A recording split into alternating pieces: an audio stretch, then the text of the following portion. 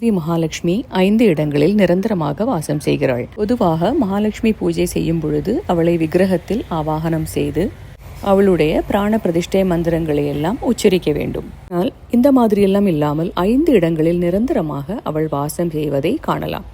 இயற்கையாகவே அங்கே குடிகொண்டுள்ளாள். பொருட்கள் என்னவெல்லாம் என்று தெரியுமா? தாமரை புஷ்பம், யானையின் முன்னெற்றி, பசுவின் பின்பாகம், வால்பாகம், வில்வ இலையின் பின்பாகம், கடைசியாக சுமங்கலிகளின் நெற்றி வகிட்டில்.